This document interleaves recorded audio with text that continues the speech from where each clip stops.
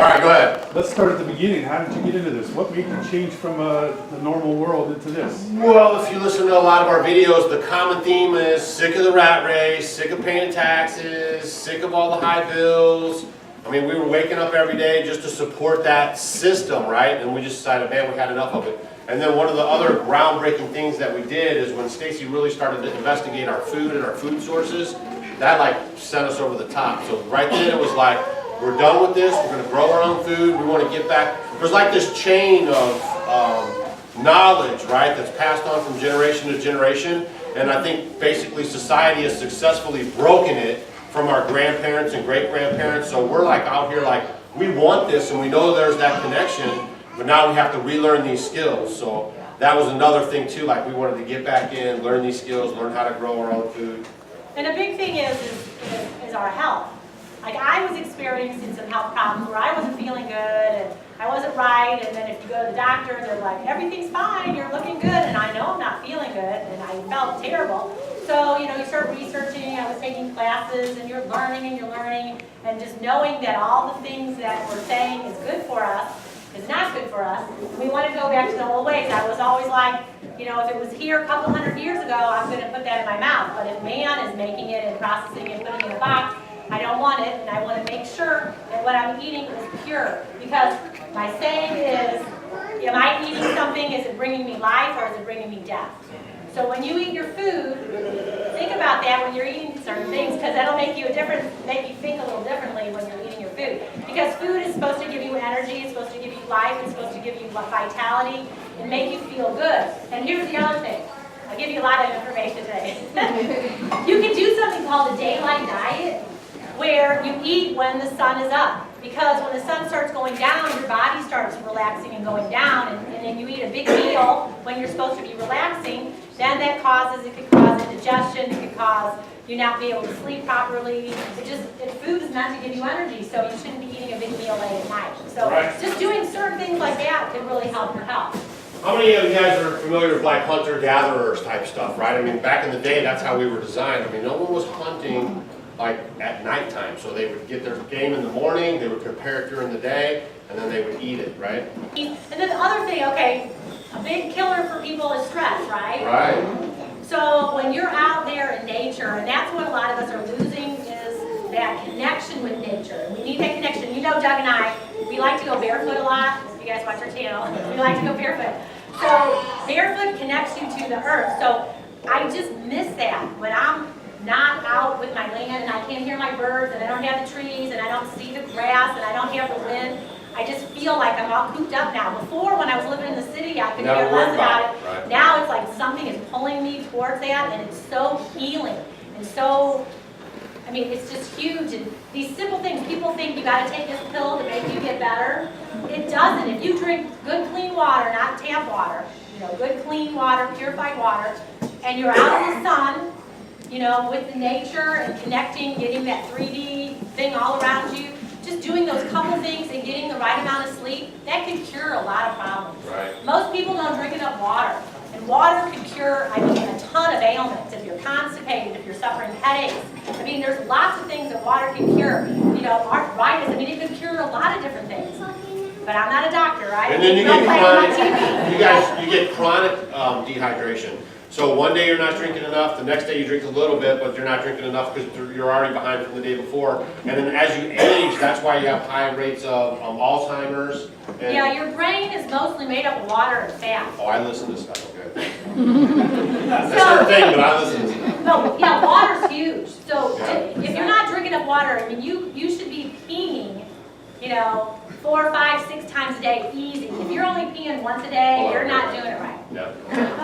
That's right. A good thing to do, and I was talking to some people about blood pressure. Okay, your blood pressure, you have high blood pressure.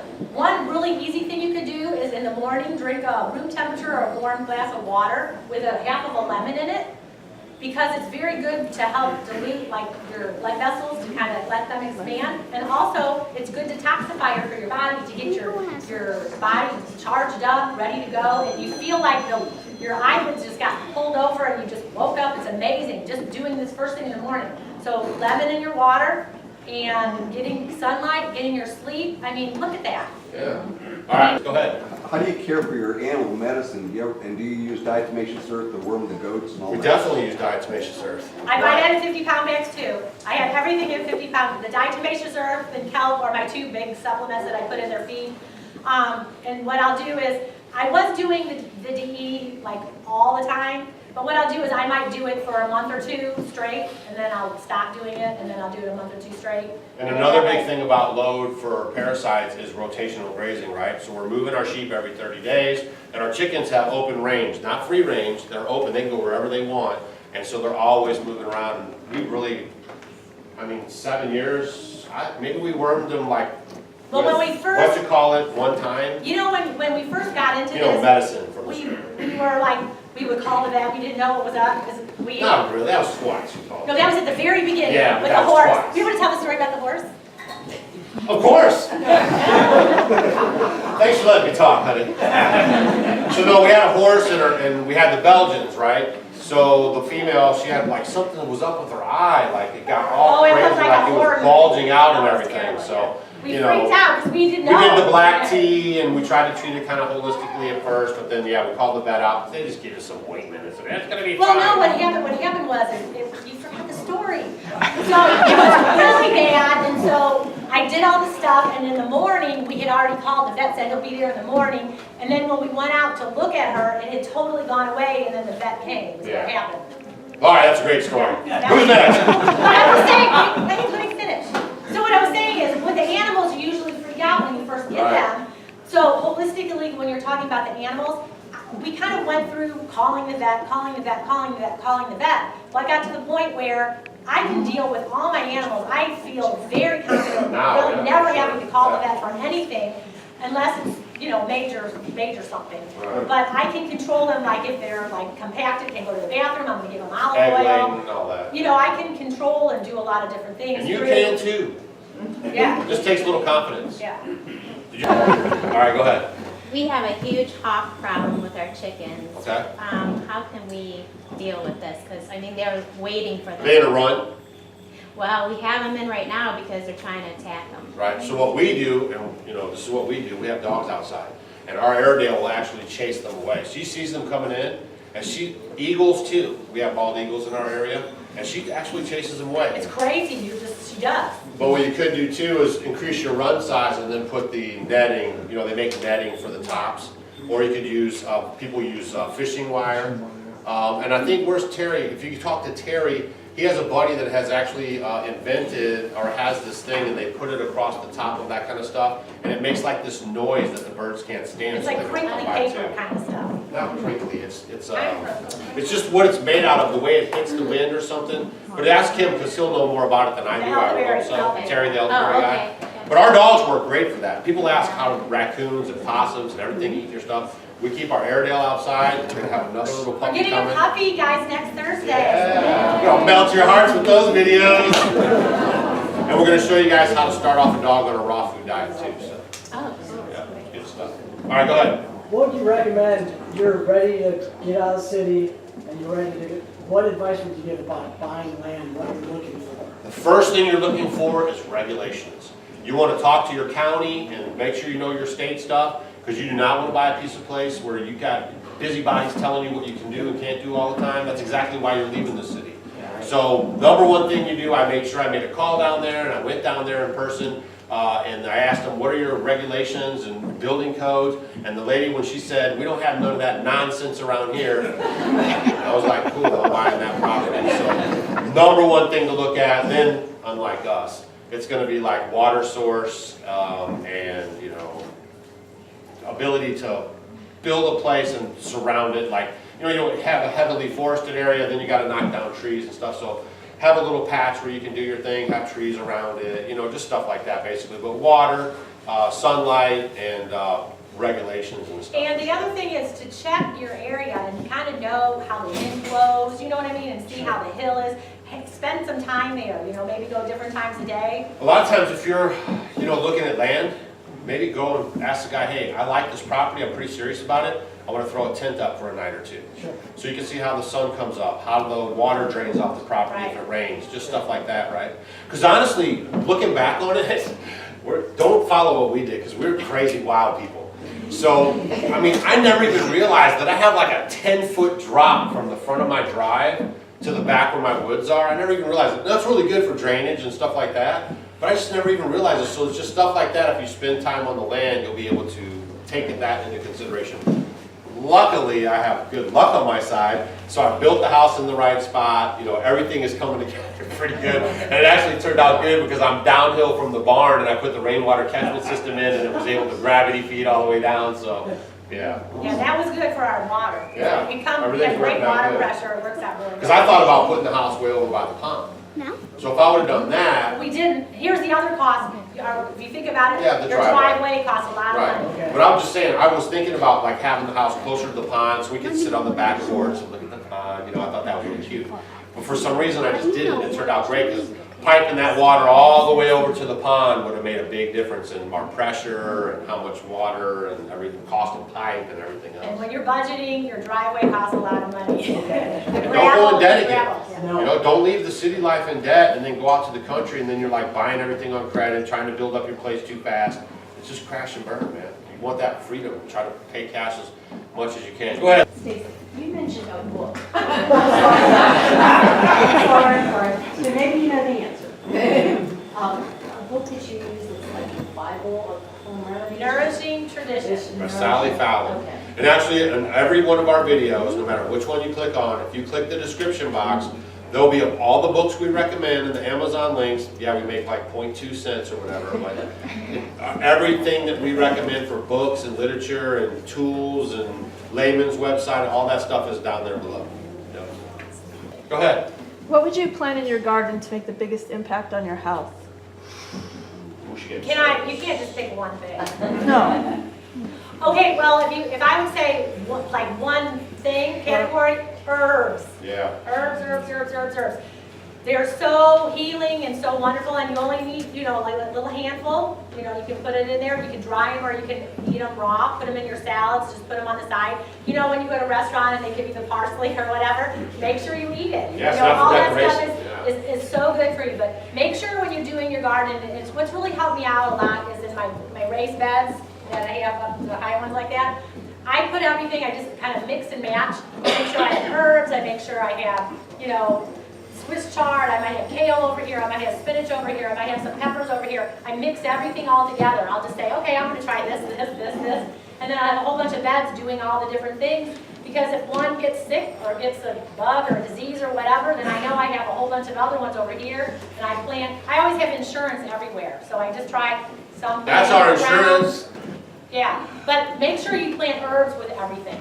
And then the other thing, I'm a big advocate of greens. Greens are the ones, those healthy things you could have. Swiss chard, kale, bok choys, any of your like romaine lettuces, all those things like that are just great. Your beans, your turnip greens, your mustard greens, any kind of greens you guys need to start putting in your garden because they are so healthy. They're so high in calcium, magnesium, potassium, all those things that our body needs. So greens and herbs, I guess I'll pick those. And you got Apple cider vinegar, Uh-huh. can you just buy and drink out regular, or do you have to have it with the mother? It has to be with the mother, because otherwise it's pasteurized, so everything you're trying to drink it for has been killed, right? So it does no good just to drink? That's right. So you want it to be cloudy, you know, so when you guys get it, Bragg's is a good brand, but there's other ones out there. A lot of Just people are making has to apple be cider cloudy. vinegar now. Yeah, it's so easy to make. You guys, I've been watching your fermenting videos. I've never fermented, and and I know we talked, but just You wanna know about regarding the the salt? salt content, do I need to worry about that at all? Okay, her question was about the fermenting and salt. Some people are worried maybe because of your blood pressure. If you have blood pressure that's affected by salt, you can ferment using whey and not use the salt at all if you're having problems with it. A lot of times if you ferment one and see how it affects you, and if you notice your blood pressure is going up, then maybe do it with the whey. But you can ferment both ways, with whey or you can ferment with just the salt. Okay? Or you can do whey with just a teeny bit of salt. Okay, All right? thank you. Yeah. When you use whey, do you use the same amount as you do salt? No, you can do a little, you know, you're going to put a little bit more in there. way more.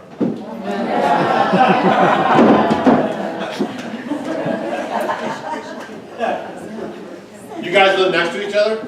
The next town. Not too bad. Oh, that's Boom! there you go. Now you got a fermenting buddy. Yeah. You guys can like be in the kitchen, click on our videos. Yeah, we didn't know each other, and it's like 10 Well, see, there you go. Nice. And that's a big thing. We talk about getting mentors or friends And that community. do the same thing Right. that you guys do. Then that way you can run ideas off. Like right now, we're here because a Homestead homie ended up moving right next to where we live, and she is She's taking watching care our of our place. I was animals. wondering where you're going with that. So it's kind of neat, you know, you start meeting like-minded people, and then you help them, and they help you, and it all really works out. So that's what I think is so cool about our community, you know, when you find out other people doing the same thing that you're doing, and then you kind of, you know, bounce ideas off of them. Yes, dear. Where do we go to the restroom? Right? It's right down the hall. And then oh, where do we go? Oh, we have a bucket. So we do a composting toilet, and then when we go to the restroom in this bucket, it's not really like you don't sit on a bucket. It's like a nice little thing around it with a toilet seat. And then we take that and we make a compost bin out of it. Well, So once the then- bucket's filled up. when the Yeah, we bucket's put filled up- sawdust in it and everything else, and then we make a compost bin, and then from there we have nice compost to enrich our soil. And I like, does anyone here have a composting toilet? No? Well, alrighty then. I was reading on the way here, real quick. Well, I was we were stopped at a truck stop, gas station place, and there was a urinal in there, and it was a no water urinal, right? I've never really seen one before, but they had a plaque right there, and they said that the average urinal is 40,000 gallons of water that it uses. So just start thinking about that, right? Like how much water is in a flushing toilet or a urinal like that? And so, you know, I've heard like a couple of years ago, they were starting to say that water is going to be like the new gold or oil because they're trying to say like it's getting scarce, but, you know, everybody should have it. So just if you can stay conscious of that kind of stuff, you know, you make the world a better place. Yeah, Glenda, what were you saying about the washing machine? How many gallons does it use? Oh, right. Yeah, a conventional washing machine can take 30 or 40 gallons per load, and if you use a breathing hand washer or ringer washer, you're down to about 3 gallons Right. per load. So multiply that by the millions of people that are using a typical washing machine. We maybe What made you decide to go with the Katahdin sheep, and is the meat taste any different than Yes. a wool sheep? Better? Okay. What? First reason why is because we don't want to shear animals.